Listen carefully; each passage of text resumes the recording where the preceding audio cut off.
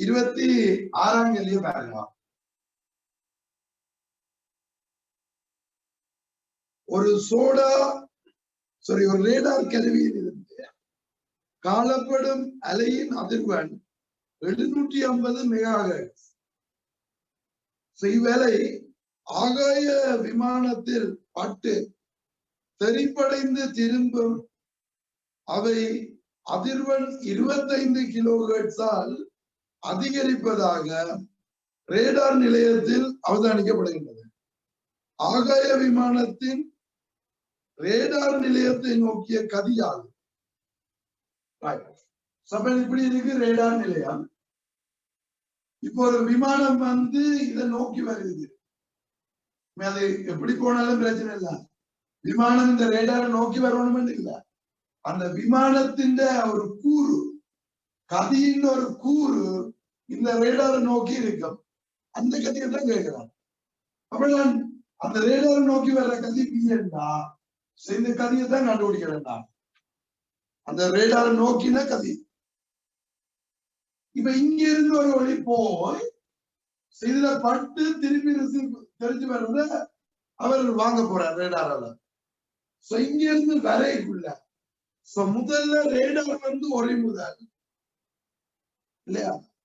இந்த மீட்டர் வந்து 750 இது வந்து ஒளி முதல் 750 மெகாஹெர்ட்ஸ். இது கேட்டு நான் F0 வச்சுக்கிறேன். இங்க இருந்து வர்றது இந்த விமானம் கேட்க போகுது. அப்ப இந்த விமானம் கேட்கிறது அவதானி. அப்ப இந்த F1க்கு எழுதினா F1 சமன் ரேடார் வந்து ஓய்வில் இருக்கு, ஒளி முதல் ஓய்வில் இருக்குது. அவதானி நோக்கி அங்கிறார். அப்ப C+V/C இன்டு ஒளி முதல் நம்ம F0 இருக்கட்டும். இனி இவர் F1 கேட்டாருன்னா தெரிக்கிறதும் F1 அதே மாதிரி தெரிக்காது. அது இப்ப இந்த ரேடார் வந்து கேட்க போகுது. அது கேட்கிற மாதிரி அப்படி இப்ப இது ஒளி முதல், இவர் அவதானி. அவதானி நோக்கி அங்கிறார், அவதானி நிற்கிறார், ஒளி முதல் நோக்கி அங்கிறார். அப்ப அங்க ரேடார் உணர்ந்த F2 வந்து F2 சமன் என்ன ஒளி முதல் நோக்கி அங்குது. அப்ப அவதானி ஓய்வில் இருக்கார் C/V. இது நோக்கி அங்கினா C-V இன்டு ஒளி முதல் நம்பர் F1 கொண்டதுல பிரதிட்டு விடுவார். இதை கொண்டதுல பிரதிட்டீங்கன்னா வரும் C/C-V into C+V/C into F0. இப்ப இங்க CC போயிடும். C+V/C minus into F0. இது என்ன? இந்த ரேடார் வந்து கேட்கிற மீறல். இப்ப என்ன சொன்ன வர ரேடார் கேட்கிற மீறல் வந்து 25 கிலோஹெர்ட்ஸால் அதிகரிக்குது. அப்ப இந்த F2ன்றது F0 விட 25 கிலோஹெர்ட்ஸ் வந்து கூட. அப்ப இது F2 மைனஸ் F0. நான் F2ல இருந்து F0 கழிக்கிறேன். என்ன வரும்? F2 வந்து இது C+V/C minus V into F0 minus F0. இது 25 கிலோஹெர்ட்ஸ் கிடையாது. இங்க ஃபார்முலா C minus V.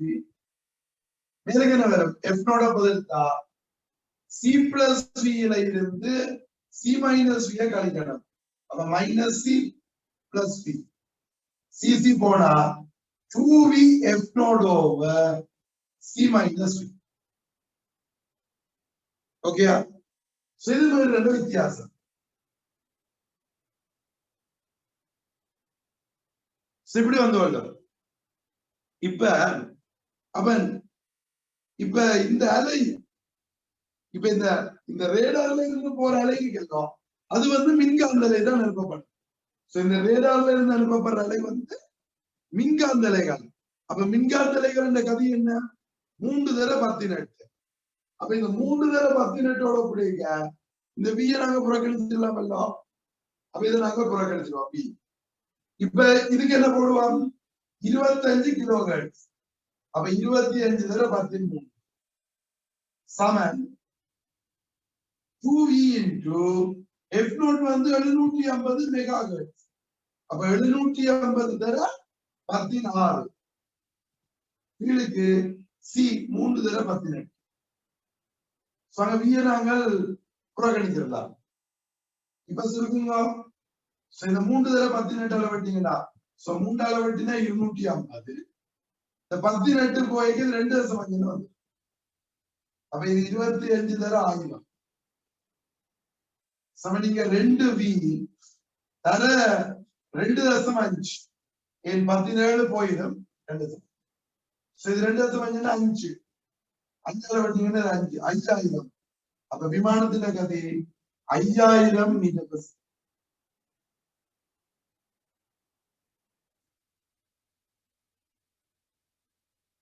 எங்க ஏதோ ஒரு இடத்துல பிள்ளை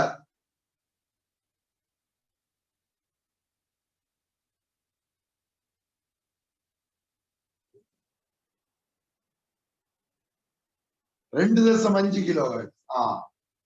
ஓகே ஓகே. இது 2.5. இது 2.5 இங்க தசமஞ்சல் வரும். அப்ப 500 மீட்டர் பெர் செகண்ட். விடையில கிலோமீட்டர் பெர் செகண்ட் இருக்கு. அப்ப 1000 பிரிச்சுடுங்க. 0.5 கிலோமீட்டர் பெர் செகண்ட். கிடையாது.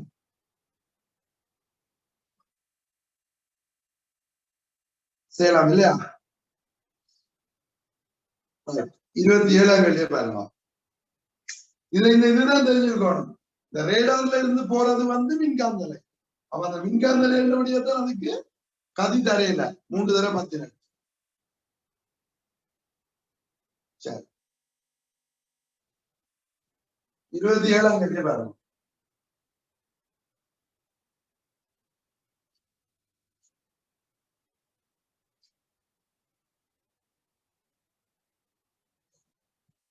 என்னவா? திணிவுள்ள குட்டி ஒன்று திணிவற்ற இலையொன்றுக்கு இணைக்கப்பட்டுள்ளது. இலையானது திணிவற்ற கப்பியொன்றின் மேலாக சென்று அதன் முடிவிடம் ஒரு இடத்தில் நிலைப்படுத்தப்பட்டுள்ளது. இலையின் கிடைப்பகுதி எல் இடத்தை கொண்டிருக்கிறது. 2 படம் தந்திருக்க.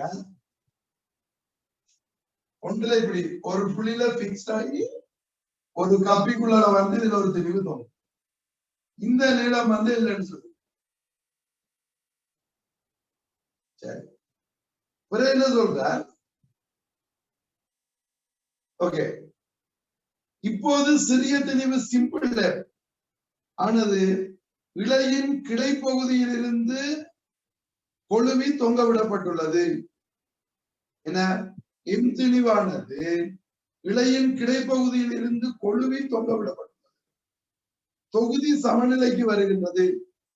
எல்லா இடங்களிலும் உள்ள உராய்வை புறக்கணிக்க இலையின் நடுநிலைப்படுத்தப்பட்டுள்ள முனையில் உள்ள இழுவை யாது?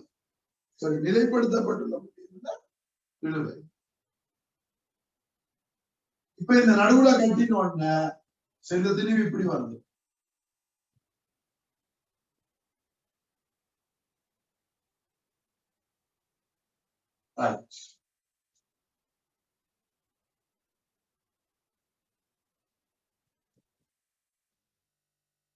இப்படி இருக்கா? 2 மென்திணிவு தானே. இதுக்கு மென்திணிவு, இது மென். இதுல ஒன்று கவனிச்சீங்களா? இதுதான் முக்கியம். இதுல கொழுவி தொங்க விடப்பட்டிருக்கு சொல்லிட்டாங்க. கத்தினு சொல்லல. என்ன வித்தியாசம்? இதுல கட்டுல கொழுவி இருக்கா? கொழுவி இருக்குதுன்னு சொன்னா இது ஒரு இலையா இருக்குது. எல்லா இடமும் ஒரே இலை, லேசான இலை. எல்லா இடமும் ஒரே இழுவையில இருக்கும். ஒரே இலை என்னபடியா இந்த இடத்துல என்ன இழுவை இருக்குதோ அதுதான் இங்க இருக்கும், இங்க இருக்கும், இங்க இருக்கும். அந்த இலையின் முழு நிலத்துக்கும் ஒரே இழுவை வரும். அப்ப இந்த இடத்துல இழுவை என்ன? ஏன் இந்த தெளிவு சாப்பிடுது? இது எம்ஜி, இது எம்ஜி. அதுதான் எல்லா இடமும் இருக்கும். இங்க இருக்கிற இழுவைதான் கேட்டது எம்ஜி. எந்த சிக்கலும் இல்லை. என்ன சில இதுல யோசிப்பீங்க, இதுல டி இருந்தா இந்த கோணம் தலையிலேயே 2t cos θ தானே எம்ஜி வரணும். சிக்கலா போயிடும். இங்க இருக்கிற இழுவைதான் எல்லா இடமும் இருக்கும். ஓகே, அப்ப ஜி எம்ஜி. நான் இப்ப இன்னொரு கேள்வி கேட்கக்குள்ள நான் இந்த கோணம் எவ்வளவுன்னு கேட்டா இது நிலைக்கு தொடர்பிக்கிற கோணம் எவ்வளவுன்னு கேட்டாலும் சொல்லுவீங்க. என்னென்னு பேரும் 60 T cos theta T cos theta சமச்சீரா இருக்கும். T cos theta T cos theta mg தான். சோ இது ரெண்டுமே டி தான். Mg mg 2mg cos theta mg என்றா cos theta அரை 60 பாயிண்ட். ஓகே சரி. அப்ப இது இரண்டாவது. அடுத்த கேள்வி பாருங்க. 28வது வினா.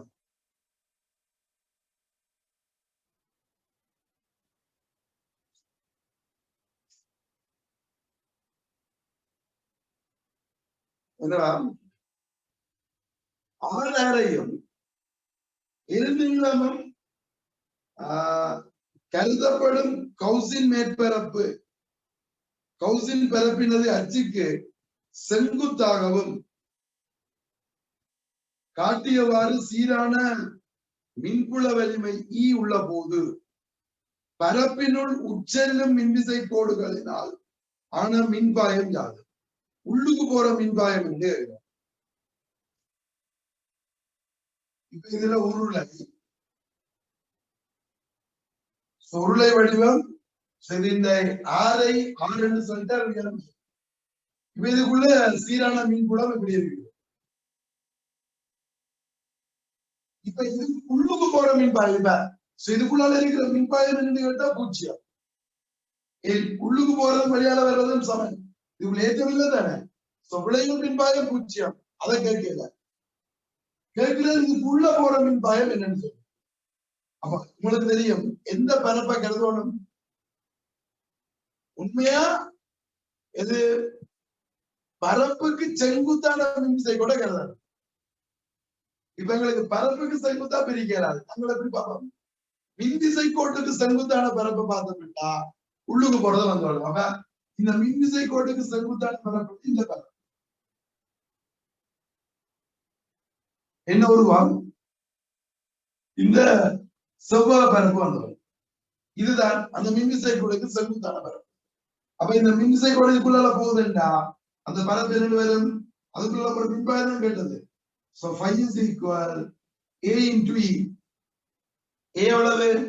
இது இந்த செவ்வகத்தின் பரப்பு என்ன? 2R into L. இது பரப்பு மின்விளைச்செறிவு. அப்ப 2R L into E என்று வரும். சோ உள்ளுக்கு போற மின்பாயம் வெளியால போறது அதே அளவு கேன்சல் ஆகி வந்து அவங்களை கேட்டது உச்சல் மின்விசை கோடுகளால என்ன மின்பாயம் 2π2RL into E. இந்த செவ்வக பரப்பு நான் கேட்கிற விளங்க தானே உங்களுக்கு. ஏன்னா இப்படி ஒரு பரப்பு இருந்தா இந்த பரப்புக்கு செங்குத்தா போற மின்பாயத்தை தான் பார்க்கணும். ஆனா இங்க எல்லாம் மின்விசை கோடு எல்லாம் ஒரே திசையில இருக்குது. பரப்பு வளைஞ்சிருக்குது. அப்ப நாங்க இப்ப எப்படி பார்ப்போம்? மின்விசை கோட்டுக்கு செங்குத்தான பரப்பு பார்ப்போம். அப்ப அந்த பரப்புக்குள்ளால போற மின்பாயம் 2RL into E. எத்தனாவது விடை? 5வது.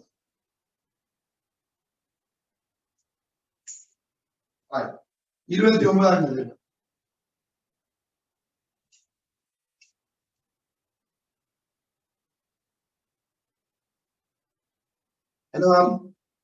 குறித்தொரு வகை மேற்பரப்பு மீது உள்ள இரு சர்வசமனான அன்னளவாக கோள வடிவுடைய நீர்த்துளிகள் இணையும் போது ஏற்படும் மேற்பரப்பு சக்தி இழப்பு உருவாகும் தனித்துளியின் மேல் நோக்கிய இயக்க சக்தியாக மாற்றக்கூடியதாக இருக்கும். இதன் காரணமாக இணைந்த வழி துள்ளலுக்கு உள்ளாகின்றது. இச்சக்தி மாற்றீடானது 100% வினைத்திறன் உள்ளதாக கருதப்படின் ஆரம்ப நீர்த்துளியின் அறை 6க்கும் துள்ளும் அதி உயர் உயரம் எச்சுக்கும் இடையிலான தொடர்பு. இப்ப என்ன சொல்றார்? குறித்த வகை மேற்பரப்பு மீது இரு சர்வசமனான கோளத்துளிகள் சேருது. அவன் 2 துளிகள் சேரும். இப்ப 2 துளி சேர்ந்து ஒரு துளியா உருவாகும்.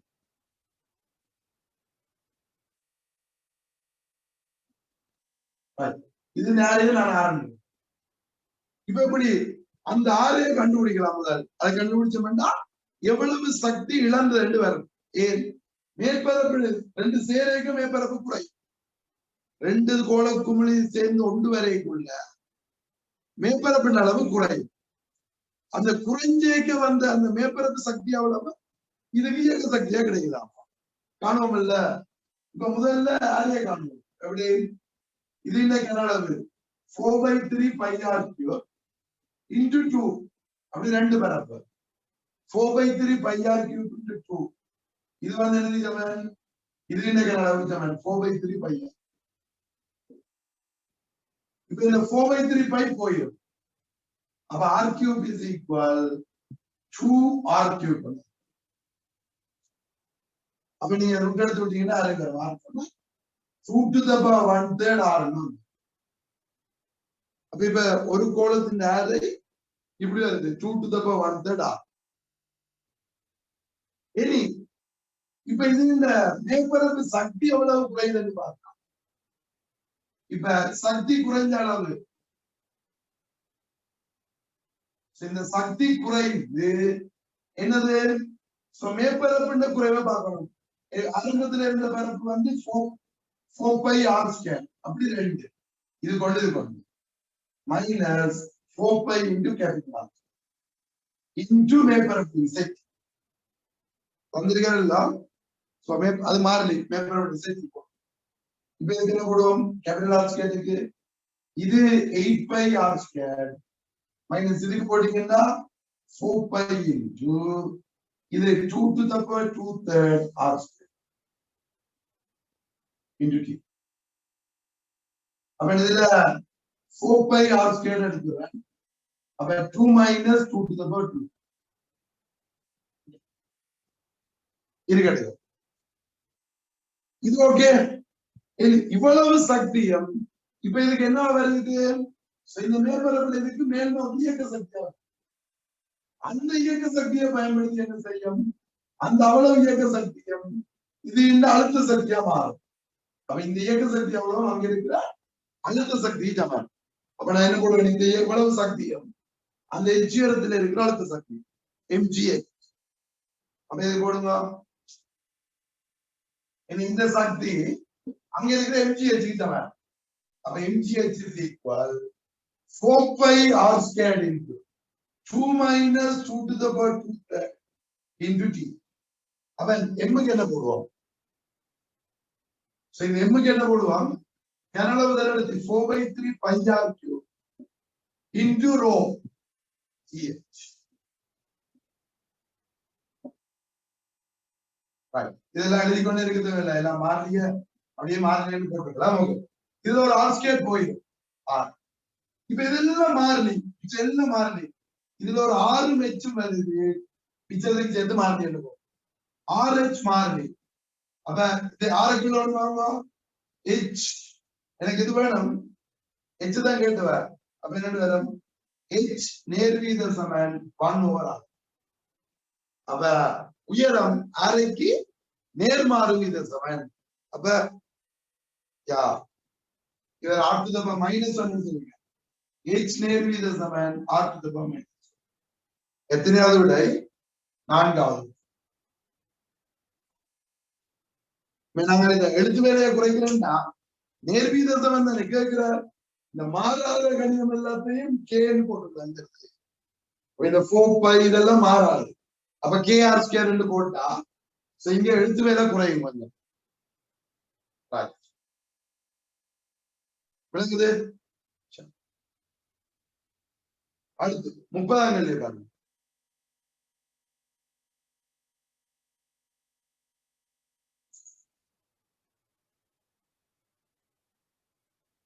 சரிங்களா?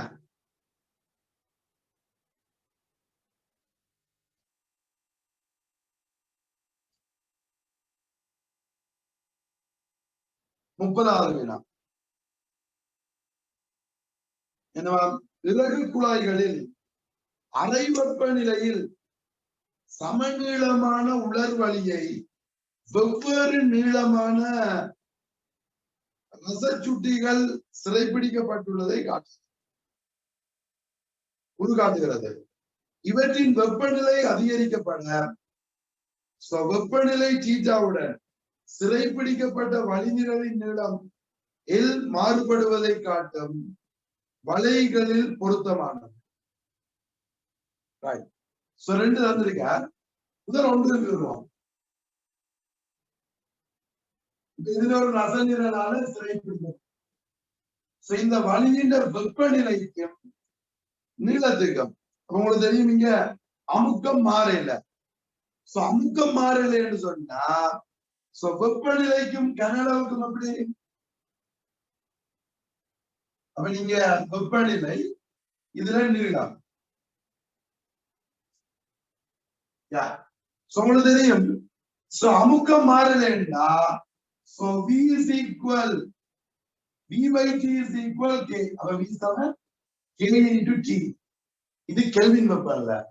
செல்சியஸ் வெப்பநிலைக்கு போட்டீங்கன்னா theta plus 270. அப்ப என்ன வடிவத்துல வரும்? Y சமம் mx சகசி. கன அளவு நீளத்துக்கு நேர சமம் தானே. அப்ப Y சமம் mx சகசி. இது ஒரு குறித்த அமுக்கத்துக்கு. இப்ப ரெண்டாவது படத்துல என்ன நடக்குதுன்னு சொன்னா அடுத்ததுக்கு ரசநிழல் நீளம் ரெண்டதுக்கு இருக்கிற வழியின் அமுக்கம் கூட. அமுக்கம் கூட இந்த கிராஃப் எப்படி வரும் என்று பார்க்கணும்.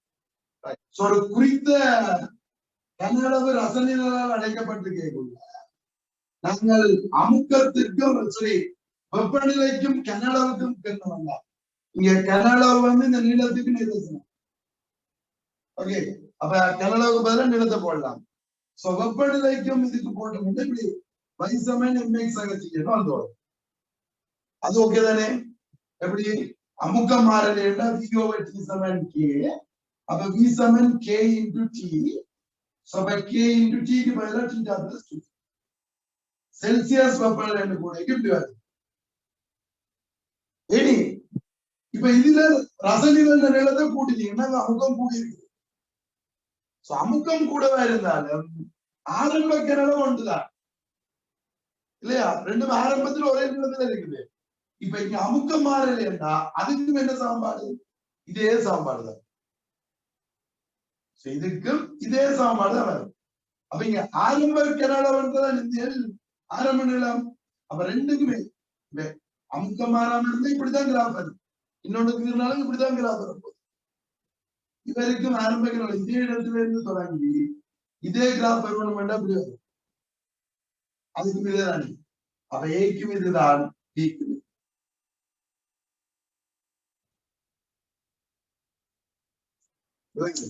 எதுக்கு இருந்தாலும் Y சமம் mx சகசி என்று வரப்போகுது. ஆரம்ப கனளவு ரெண்டு சந்தர்ப்பத்துல ஒன்று